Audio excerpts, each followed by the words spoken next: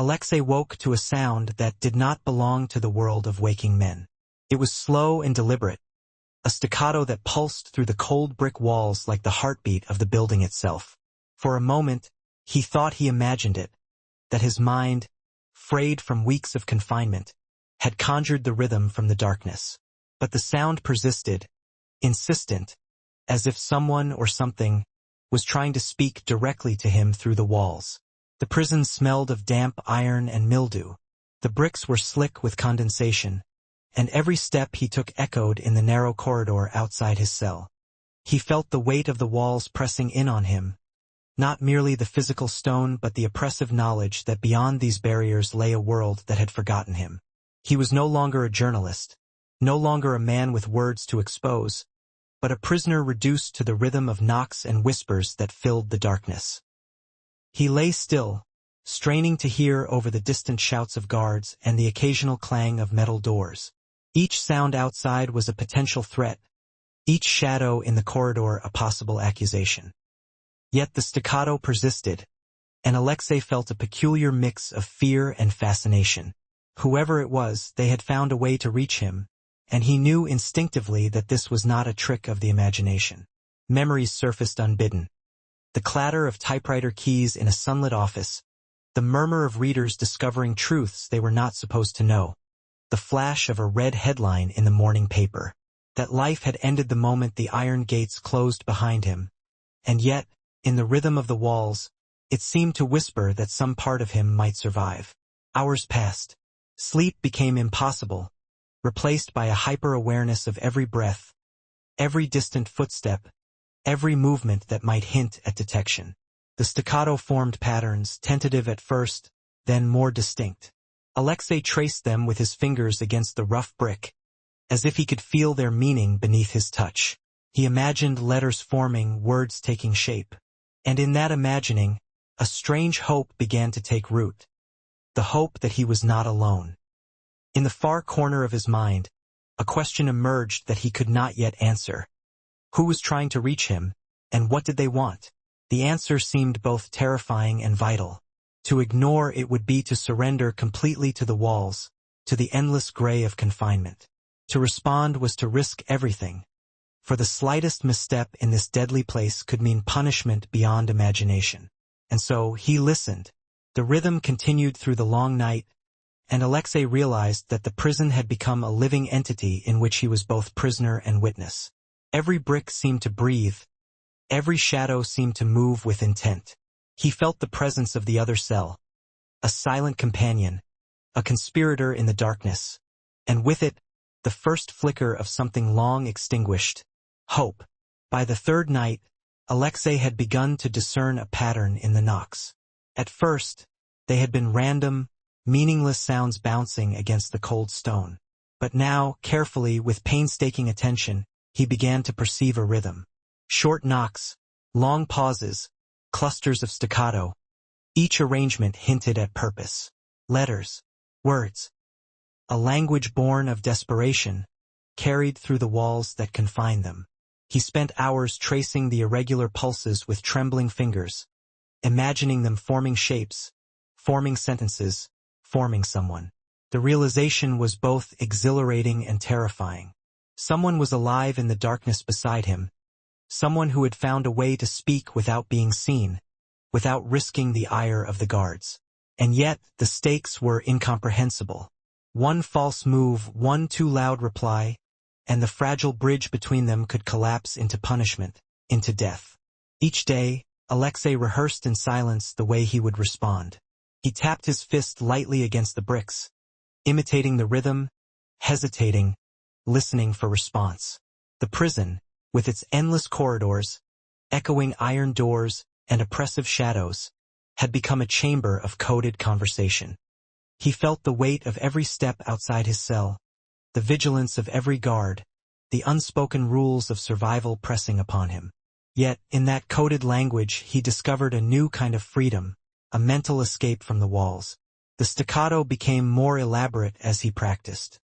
Short knocks for A, long knocks for B, pauses to separate words, clusters to mark sentences.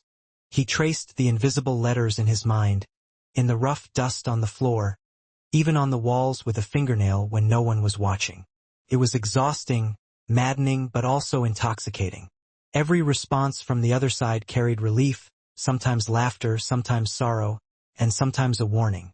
They were learning each other's rhythms, building trust through silence and sound. The other prisoner's messages slowly revealed fragments of his life. Once, through a subtle combination of taps, he communicated the memory of a river he had loved as a boy, where the sunlight glimmered like gold on the surface. Another time, he described the smell of bread baking in a kitchen long gone, or the sharp winter cold that had once stung his fingers. Alexei realized these fragments were more than memory. They were reminders of humanity, tiny sparks of life flickering in a place meant to extinguish it. And yet, alongside the fragile hope, fear was always present. Guards moved unpredictably, their boots clanging on stone floors, their shadows cutting across the thin bars. Fellow prisoners eyed each other with suspicion, and a single misstep could be fatal. Every knock became a gamble, a silent prayer. Alexei's mind was constantly calculating, weighing risk against the need to respond. He had entered this prison with the certainty that walls could confine the body but never the mind. Now he realized that even the mind could be trapped, and that hope itself was a weapon and a danger. Through these nights, Alexei began to feel less alone. The tapping was more than sound. It was connection, a fragile lifeline in a place designed to sever all ties. He memorized each pattern, each nuance, and began anticipating messages before they arrived. The neighbor in the next cell was no longer just a prisoner. He was a companion, a mirror, a warning, a lifeline. And Alexei understood, with a cold clarity, that this connection could save him or destroy him. By the end of the week, Alexei could respond with a simple rhythm of his own, returning messages that the other could understand. They exchanged memories, small secrets, fragments of the outside world. He felt the presence of another mind, sharp and alive, weaving through the darkness beside him. In that coded exchange, he discovered something forbidden in a prison: trust. But with trust came a terrible realization. He could not remain silent. One day he would have to act, and the thought of that day filled him with both exhilaration and dread. By the second week, Alexei could hear nuances in the taps that no one else would have noticed. A longer pause, a hesitant double knock, a subtle shift in rhythm, all spoke volumes. Each message carried more than words. It carried emotion. The neighbor's mind emerged from the shadows, delicate and scarred, a landscape of regrets and fleeting joys. Through the walls, he spoke of childhood winters, of snow that glistened under a pale sun, of a mother who had sung songs to him when fear gripped the world. He recalled a father's silent presence, a stern hand that guided without speaking, and the streets of a city that no longer existed except in memory. Alexei listened, absorbing each fragment as if it were a lifeline, a tether to something beyond these walls. The neighbor's words revealed more than nostalgia. They carried wisdom forged in confinement, insight sharpened by observation and necessity. He described the subtle ways to endure, the rituals that preserved sanity, the tiny acts of defiance that kept the spirit alive. And through it all, Alexei felt an unsettling truth. In this man's experiences lay a mirror of his own struggles, a reflection of the fragile hope he was trying to nurture. Alexei's mind, ever alert, began to weave these stories into strategies. He mapped the routines of the guards, predicted the timing of meals, the rotations of patrols, the brief moments when the corridors were empty. Through coded taps, they exchanged warnings, instructions hidden in fragments of memory and metaphor. The neighbor became not only a companion but a guide, a teacher, and a co-conspirator in the unspoken art of survival. Yet the emotional intimacy came with its dangers. Fear and suspicion lurked in every shadow. Prisoners were unpredictable. Guards were relentless. One misinterpreted tap could bring punishment or worse. Alexei's thoughts circled constantly around risk and reward, survival and morality. The connection he felt was intoxicating, yet precarious, a candle flickering in a storm. He realized, with a jolt, that the neighbor's voice through the wall was shaping him.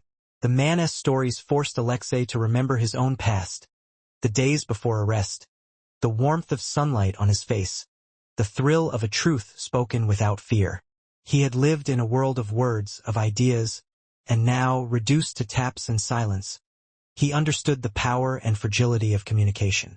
Each staccato beat was a reminder that freedom was more than absence of walls.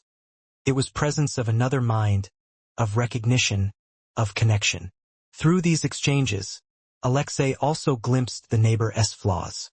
There were moments of hesitation, shadows of fear that crept into the rhythm. There were confessions of anger, bitterness, regret. The man was not heroic in the conventional sense. He was painfully human, fragile yet resilient. And Alexei recognized in him a mirror of himself. Both prisoners, both confined, both clinging to the tenuous threads of hope. By the end of the third week, a plan began to take shape in Alexei's mind. The taps were no longer just a lifeline. They were a conduit for something greater. The neighbor spoke of doors left unguarded for a few fleeting minutes, of weak bricks that might be shifted if one dared. Alexei felt the stirrings of an idea that could restore what had been lost, the possibility of escape, the audacious dream of freedom. But the risk was enormous. Every heartbeat, every step outside the cell, every sound could betray them. And yet, Alexei felt the first true surge of determination since entering the prison. The connection, the life pulsing faintly through the wall, had rekindled something he thought extinguished. He was no longer just surviving. He was planning, calculating, imagining a world beyond these bricks. And in the silence that followed, as the taps faded into the night, Alexei understood the cruel paradox of hope. It could save, and it could destroy. One misstep, one betrayal, one misheard signal, and the fragile lifeline could snap, leaving him alone once more in the oppressive darkness. By the fourth week, Alexei and the neighbor had refined their system of communication into something near perfect. Every tap, every pause, every subtle variation carried meaning. The prison, once a place of despair, had become a stage for careful calculation, a chessboard on which each sound, each movement, each shadow held potential. They began planning the impossible. The neighbor described moments when guards were distracted, when corridors lay empty, when the thick iron doors creaked just long enough for a careful hand to exploit. They discussed the weaknesses in the walls, the patterns of light and shadow that could hide a fleeing figure, the narrow windows where a single slip would betray them. The plan was delicate, precise, and terrifying in its audacity. Alexei felt the weight of it all pressing against his mind. Every calculation was balanced against fear, every imagined success shadowed by the threat of discovery. He thought constantly of the consequences, not only for himself but for the man on the other side of the wall. One misstep could mean brutal punishment, perhaps death. Yet, the lure of freedom, of returning to the world he had been ripped from, was irresistible. Their collaboration deepened, uniting two minds in a dance of strategy and courage. They shared more than plans. They shared trust, forged under the unrelenting pressure of confinement. The neighbor revealed fragments of his own failures, moments when hesitation had cost him more than he dared to speak aloud. Alexei offered his own memories, his own regrets, his own fears, weaving a fragile bond that made the impossible feel slightly within reach. Each night became a rehearsal, a silent test of nerves and precision. Alexei tapped responses into the wall, signaling readiness, confirming observations, marking every detail of timing and placement. They imagined escape routes, calculated distances, and memorized guard schedules down to the second. In those hours, the prison transformed from a tomb into a labyrinth to be navigated, a puzzle to be solved. But fear was never far behind. Every clang of iron, every sudden shout, every creak of footsteps brought the threat of discovery. Alexei felt his heart pound in his chest, each beat echoing through the walls like a drum of warning. He could not rest, could not allow even a moment of carelessness. The plan required absolute focus, unwavering attention, and a willingness to accept consequences he could barely imagine. And yet, amidst the terror, a strange exhilaration emerged. He felt alive in a way he had not since before the arrest, as if the very act of plotting against the prison had rekindled the part of him that thrived on words, on ideas, on daring. The neighbor's presence, though unseen, was a constant reminder that he was not entirely alone, that human ingenuity and courage could pierce even the thickest walls. As the days passed, Alexei began to accept the possibility that freedom was within reach, but only at a terrible cost. The neighbor, whose courage had become the foundation of their plan, would bear the greatest burden. Alexei sensed it, though it was unspoken, a shadow lingering in the rhythm of taps and pauses. The realization was both painful and galvanizing.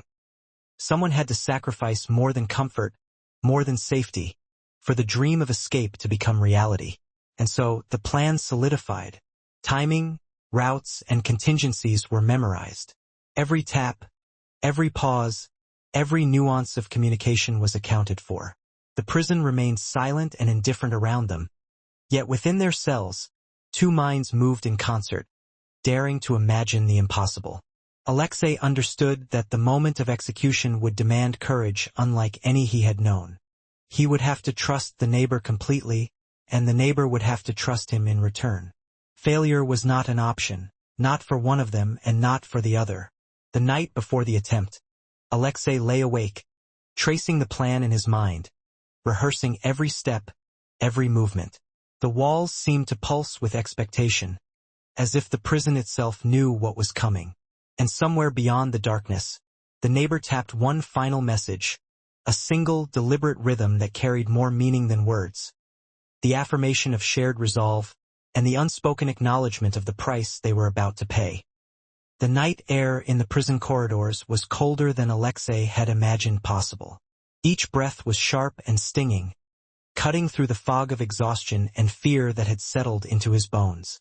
The walls seemed alive, thick bricks exhaling the damp chill of decades of confinement, whispering warnings in the echoes of distant footsteps. Every sound was magnified, every clink of metal, every shuffle of boots, every groan of iron doors.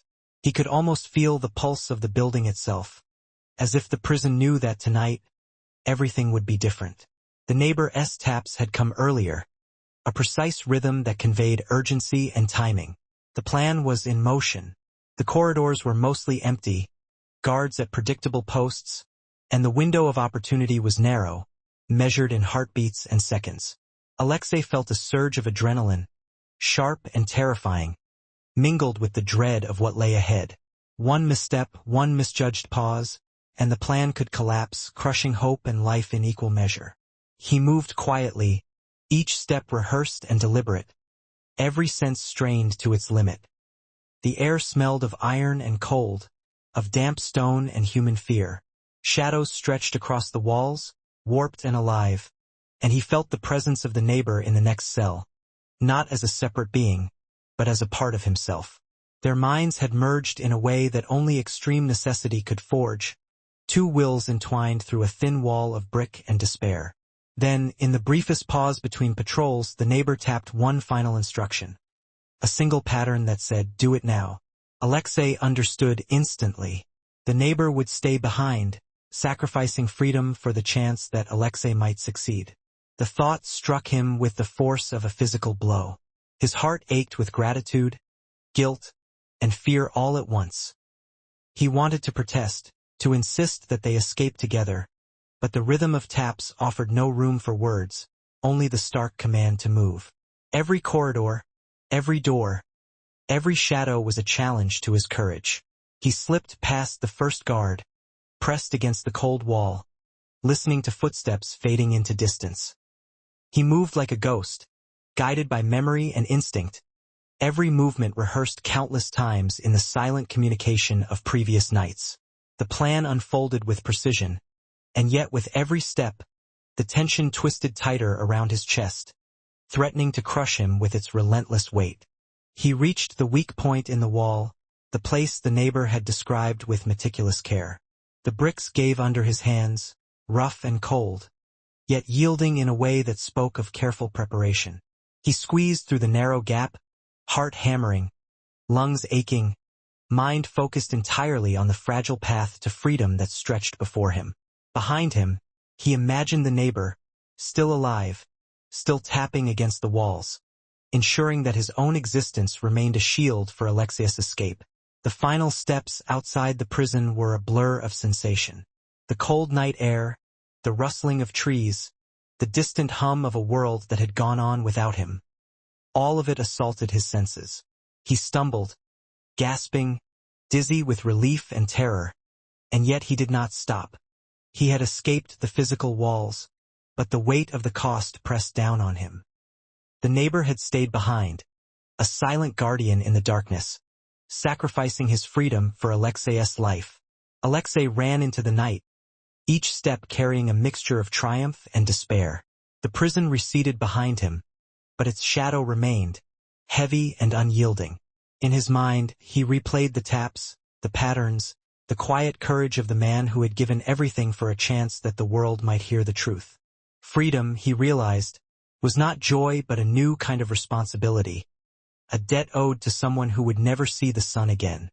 He reached the outskirts of the city, where the distant lights shimmered faintly like the promise of a world still alive.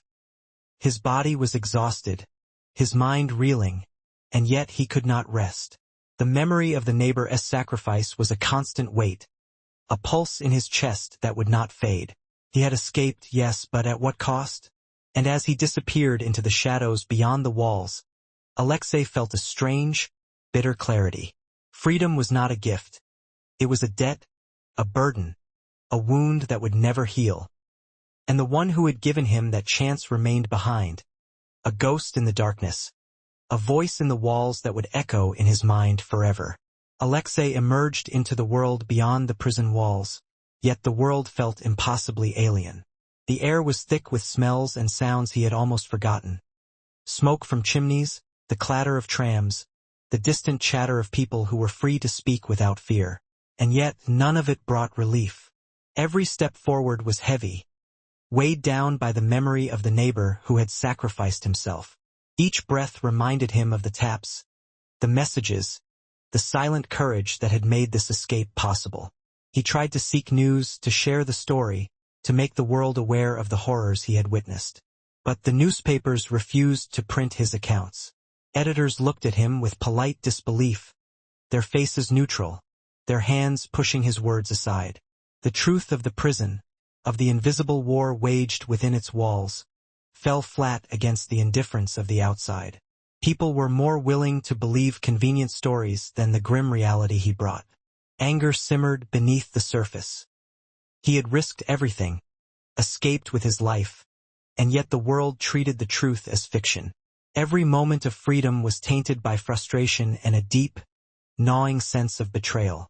The neighbor's sacrifice, the calculated risks, the nights spent decoding and tapping in silence.